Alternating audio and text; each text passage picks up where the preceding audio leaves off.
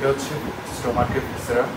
So এটা ফার্স্টে হচ্ছে আমাদের যেহেতু এটা লেফট সাইডে থাকে, বডি লেফট সাইড, সো এটাকে ধরতে হবে লেফট হ্যান্ডের উপরে এভাবে সাথে একটু অবলিকলি রাখতে হবে হাতটা। এবং এটা দুইটা এন্ড আছে, একটা হচ্ছে কার্ডিয়াক এন্ড, একটা পাইলেট এন্ড। কার্ডিয়াক এন্ডটা হবে একটু লেফটে এবং পাইলেট এন্ডটা হবে একটু রাইট। এরপর একটু অবলিকলি ধরে এভাবে করতে হবে। আর এটা হচ্ছে আমাদের oesophagus, lower end of oesophagus. তো আমাদের অ্যানাটমিক্যাল পজিশন ফার্স্টে বলতে হবে this is the viscera of stomach with lower end of esophagus and lesser omentum and greater omentum. এগুলো হচ্ছে omentum. So এটা ফার্স্ট যে পয়েন্ট সেটা হচ্ছে cardiac end lies 2.5 cm left from the median end and pyloric end lies 1.2 cm right from the median end, and the anterior superior surface is directed upwards and forwards, and the posterior inferior surface is directed downwards and backwards, and the greater curvature forms the left border of the stomach, and the lesser curvature forms the right border of the stomach. এই হচ্ছে আমাদের anatomical points.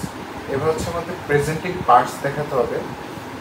Presenting পার্টসের মধ্যে হচ্ছে আমাদের এখানে lower end of oesophagus লেগে আছে। এই এন্ডটাকে বলা হচ্ছে, এটা দুইটা এন্ড, এই এন্ডটাকে বলা হচ্ছে কার্ডিয়াক এন্ড, এই এন্ডটাকে বলা হয় পাইলোরিক এন্ড আর পাইলোরিক।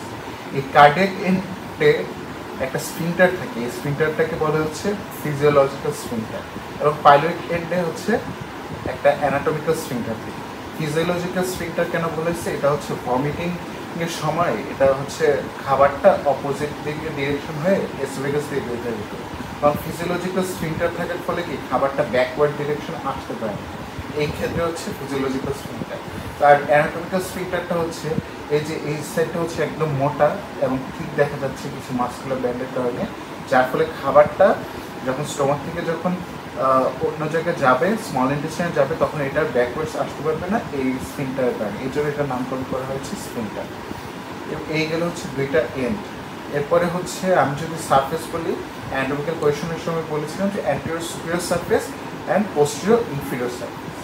আর হচ্ছে দুইটা কার্ভেচার থেকে খুবই ইম্পর্টেন্ট, একটা হচ্ছে গ্রেটার কার্ভেচার, একটা হচ্ছে লেজার কার্ভেচার। গ্রেটার কার্ভেচারের সাথে এই যে কিছু দেখা যাচ্ছে যে লাগানো, এগুলোকে বলা হচ্ছে ওমেন্টাম। এই ওমেন্টামগুলো কি? ওমেন্টামগুলো হচ্ছে কিছু পেরিটোনিয়াল ফোল্ড। গ্রেটার কার্ভেচারের সাথে থাকে হচ্ছে গ্রেটার ওমেন্টাম, লেজার কার্ভেচারের সাথে থাকে হচ্ছে লেজার ওমেন্টাম। আমরা এখন দেখব the presenting parts of the stomach. The presenting parts of the stomach has three parts: the fundus, body and pyloric part. The fundus হচ্ছে এখানে কার্ডিয়াক এন্ডে এখানে একটা নচ আছে, এটাকে বলা হচ্ছে কার্ডিয়াক নচ। সেই কার্ডিয়াক নচ থেকে একটা হরাইজন্টাল লাইন টানলে এটার উপরে যে পার্টটা সেটাকে বলা হচ্ছে ফান্ডাস। এই ফান্ডাসে ইম্পর্টেন্ট কি? এই ফান্ডাসে ইম্পর্টেন্স হচ্ছে এখানে ফান্ডিক গ্যাস থাকে। কোনো কারণে খাবার যখন এখানে এসে জমা হয় স্টোমাকে, তখন এটা যে গ্যাস, সেই গ্যাসটা হচ্ছে এখানে জমা থাকে। যখন আমরা অ্যাবডোমেনে এক্সরে করি তখন হচ্ছে আমরা স্টোমাকের এক্সরে সময় তখন আমরা এখানে গ্যাসগুলো দেখতে পারি এই জায়গাটাতে, এই জন্য হচ্ছে এটা ইম্পর্টেন্ট।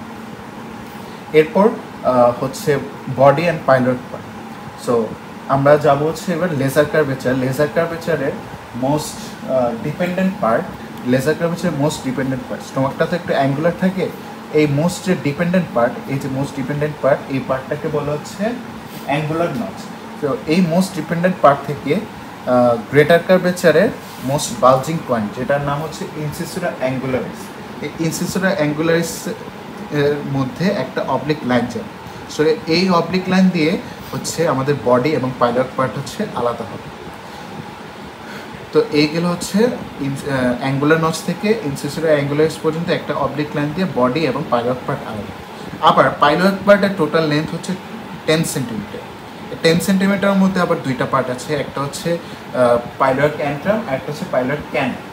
সো এই 10 centimetre pilot part of the স্টোমাকের মধ্যে আরেকটা অবলিক লাইন যাবে, যেটা হচ্ছে সেম আগের মতো, যে এই যে মোস্ট ডিপেন্ডেন্ট পার্ট ছিল অ্যাঙ্গুলার নচ, সেই অ্যাঙ্গুলার নচ থেকে আরেকটা অবলিক লাইন যাবে। এই অবলিক লাইনটাকে বলছে সালকাস ইন্টারমিডিয়াস। এই সালকাস ইন্টারমিডিয়াসটা যাবে হচ্ছে পাইলট পার্টের মধ্য দিয়ে এখানে যে হচ্ছে এই লাইনটার নাম হচ্ছে সালকাস ইন্টারমিডিয়াস। এই লাইনটা দিয়ে হচ্ছে পাইলট অ্যান্ট্রাম, যেটা হচ্ছে 7.5 সেন্টিমিটার, এবং পাইলট ক্যানেল, যেটা হচ্ছে 2.5 সেন্টিমিটার। টোটাল পাইলোরিক পার্ট হচ্ছে 10 সেন্টিমিটার, এর মধ্যে একটা অবলিক লাইন যাবে, আবার আগের মতো অ্যাঙ্গুলার নচ থেকে পাইলোরিক পার্টে গ্রেটার কার্ভেচার পর্যন্ত। সো এই লাইনটাকে বলা হচ্ছে সালকাস ইন্টারমিডিয়াস। এই সালকাস ইন্টারমিডিয়াস লাইনের একটা ইম্পর্টেন্স আছে, সেটা হচ্ছে প্রিপাইলোরিক ভেন অফ মায়ো হচ্ছে এখানে থাকে। আর এবার হচ্ছে পাইলোরিক পার্ট এবং পাইলোরিক ক্যানেল দিয়ে হচ্ছে আমি ডিভাইড করছি পাইলোরিক পার্টকে, যেটা টোটাল হচ্ছে 10 সেন্টিমিটার। সো আমি যদি বলি ফুল স্টোমাকের লেন্থ হচ্ছে 25 সেন্টিমিটার। তো পরীক্ষায় প্রায় সময় জিজ্ঞেস করে যে আর কি কি স্ট্রাকচার আছে যেগুলোর 25 সেন্টিমিটার লেন্থ। তো আরও যেসব স্ট্রাকচার আছে 25 সেন্টিমিটার, সেগুলো হচ্ছে এসোফেগাস, স্টোমাক, দেন ডিউডেনাম, ডিসেন্ডিং কোলন, দেন ইউরেটার।